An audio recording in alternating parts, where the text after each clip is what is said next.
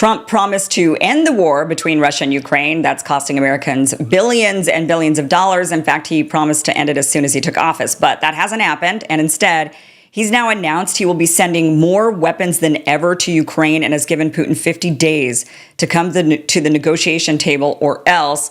This is the story from Axios saying Trump to supply missiles to Ukraine gives Russia 50-day ultimatum. President Trump announced Monday that the U.S. will dramatically increase weapons supplies to European allies, with those countries then sending the arms to Ukraine. A source familiar with the plan tells Axios the U.S. will sell around $10 billion in weapons to NATO allies in the first wave. The supplies ultimately bound for Ukraine include missiles, air defense, weaponry, and artillery shells. Why this matters, this is a seismic policy shift from Trump, who originally refused to side with Ukraine and until very recently insisted he would only supply defensive weapons so as not to escalate the war. But this time he is going to be sending weapons that do escalate the war. He also said he was going to give Russia 50 days to make a deal or else face 100% secondary tariffs, seemingly referring to a plan to impose tariffs on countries like China and India that buy Russian oil. That would have a major impact on global oil markets. So he's saying he will tariff the countries that do business with Russia. So Russia's economy has been fine because they still have business from all these other nations in the world. But Trump is saying, I'm going to go after them too if they continue to do business with you. So here is Donald Trump talking about the secondary tariffs and also the massive amount of weapons he's going to be sending along. As you know, we've spent $350 billion approximately on this war with Russia and Ukraine, and would like to see it end. It wasn't my war, it was Biden's war. It's not my war, I'm trying to get you out of it. And we want to see it end. And I'm disappointed in President Putin because I thought we would have had a deal 2 months ago, but it doesn't seem to get there. So based on that, we're going to be doing secondary tariffs if we don't have a deal in 50 days. It's very simple. And they'll be at 100%. And that's the way it is. That can be more simple. It's just the way it is. I hope we don't have to do it. Will these be Patriot missiles specifically or Patriot batteries that you're planning? And everything. when do you everything. It's Patriots. It's all of them. It's a full complement with the batteries. And when do you expect them to arrive in Ukraine, sir? Well, we're going to have some come very soon, within days, actually, because a couple of the countries that have Patriots are going to swap over and will replace the Patriots with the ones they have, and Matt will coordinate with NATO.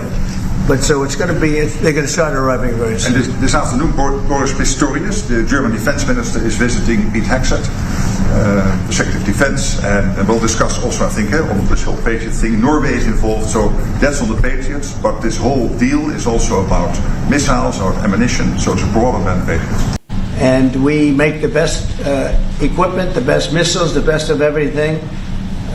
The European nations know that. And we've made a deal today, and I'm going to have Mark speak about it, but we've made a deal today where we are going to be sending them weapons and they're going to be paying for them. The United States will not be having any payment made. We're not buying it, but we will manufacture it and they're going to be paying for it. Our last meeting of a month ago was very successful in that they agreed to 5%, which is more than $1 trillion a year, so they have a lot of money. And these are wealthy nations. They have a lot of money, and they want to do it. They feel very strongly about it, and we feel strongly about it, too. But the game so this regarding is, Putin sorry about that. Let invasion me go of ahead Russia is about to change. Well, let's just go ahead and see what Lindsey Graham has to say about it while he's on. I didn't mean to play this right now, but let's just go ahead and hear what Warmonger Lindsey Graham, is he excited? Because if he's excited, you know it's a bad thing. But the game regarding Putin's invasion of Russia is about to change. I expect in the coming days you will see weapons flowing at a record level to help Ukraine defend themselves. I expect in the coming days that there will be tariffs and sanctions available to President Trump he's never had before. I expect in the coming days more support from Europe regarding their efforts to help Ukraine.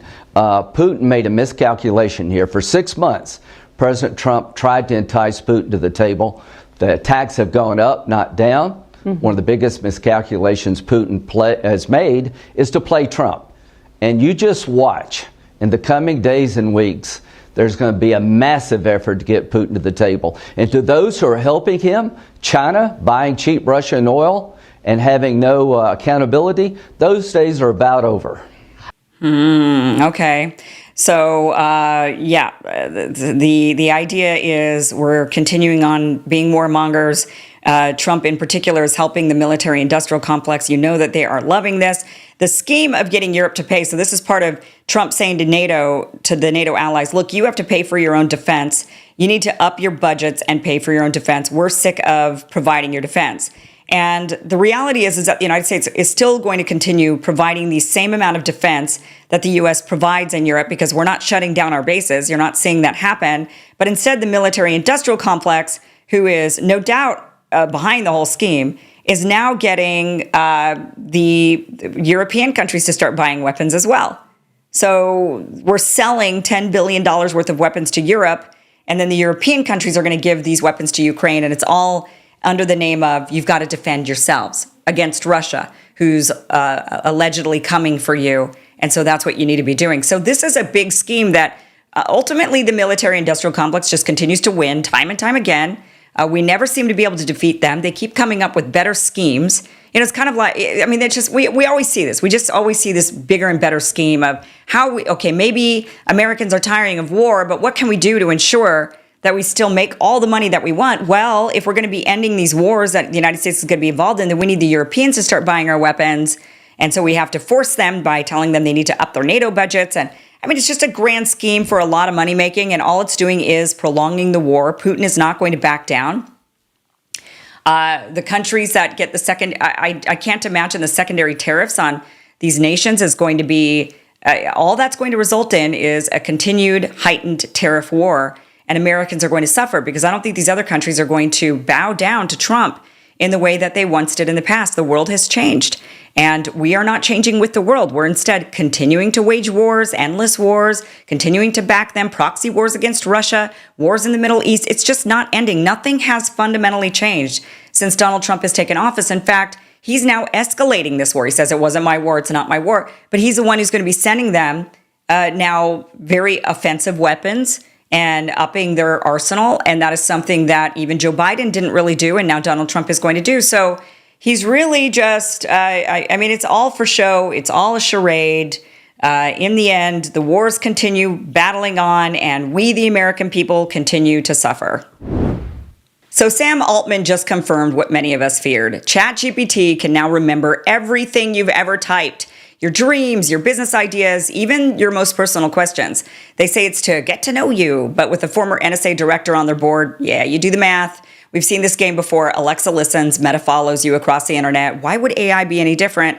And now they're floating the idea of requiring a government ID to use it. That's why I've switched to Venice.ai, a privacy-first AI platform that doesn't spy on you, no data hoarding, no creepy tracking. Your chats stay on your browser encrypted. They don't spy on you or censor the AI. Messages are encrypted, and your conversation history is stored only in your browser. AI can be extremely valuable, but we shouldn't need to give up our privacy to use it. And with the Venice Pro plan, you can upload PDFs, disable safe mode, and generate powerful images and text using top open source models right from your browser. Again, no middleman, no surveillance.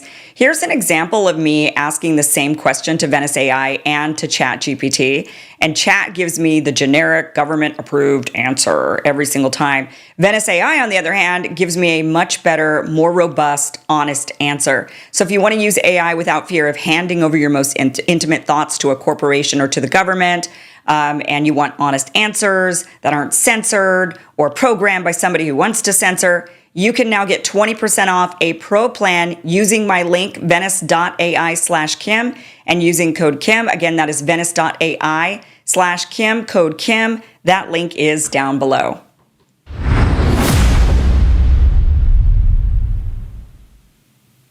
Hey guys, thank you for watching this clip from the full Kim Iversen Show, which you could check out Monday through Friday, 5 p.m. Eastern at KimIversonShow.com.